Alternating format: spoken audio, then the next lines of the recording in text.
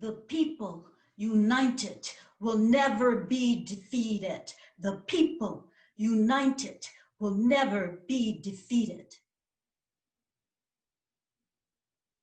I have been protesting for most of my life. When I was 5, I moved with my family from Germany to Laurel, Mississippi. There were 6 of us, my mother and father, 2 sisters, a brother, and of course me.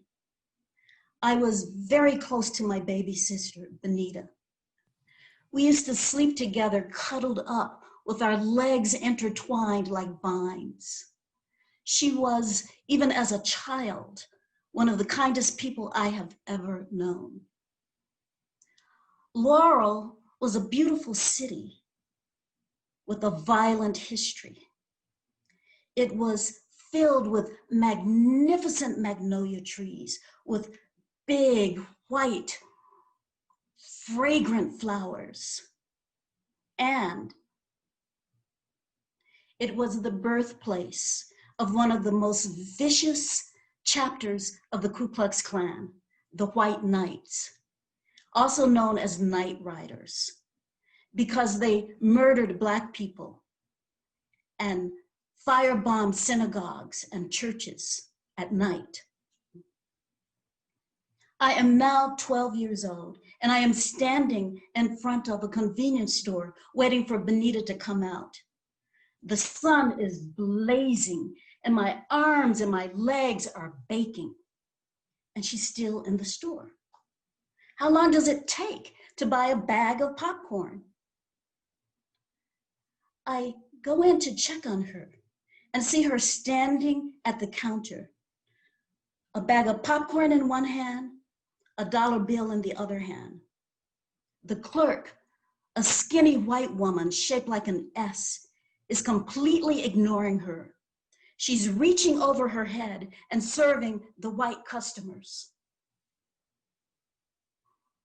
My heart starts to beat so hard, I can hear it. Boom, boom, boom. I walk up to the counter and slap it with my hand. Don't you see this child standing here? I don't remember what the clerk said.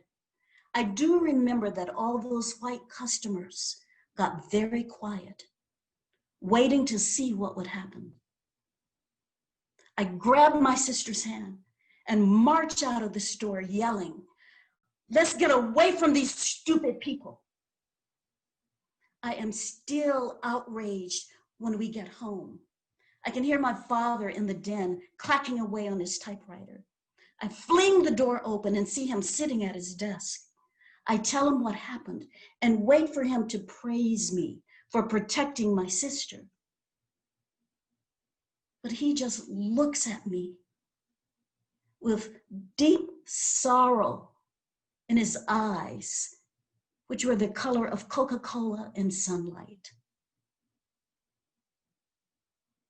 I don't want you to be like them. What does that mean? Those people are products of their environment. So everybody's a product of their environment. I am, you are, everybody is. They don't know that. They think that white supremacy is true. It's okay to be mad, but you need to learn how to be strategic. Strong mind, but tender heart.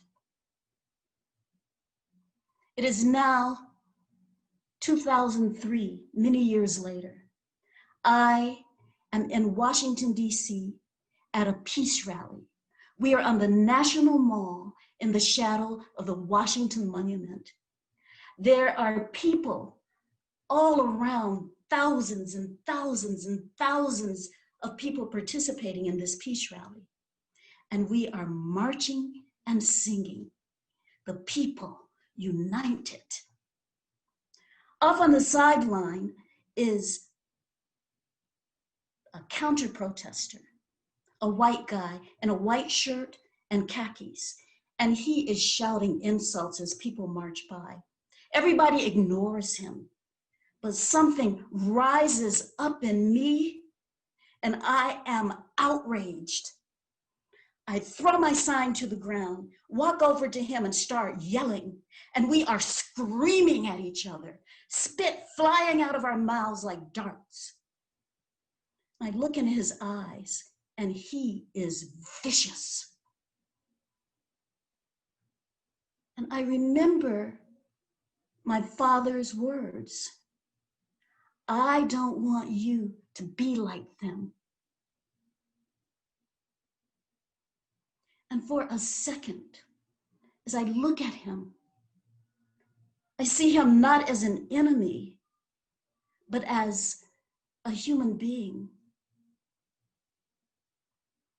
It finally occurs to me that my fight is not with him or people like him.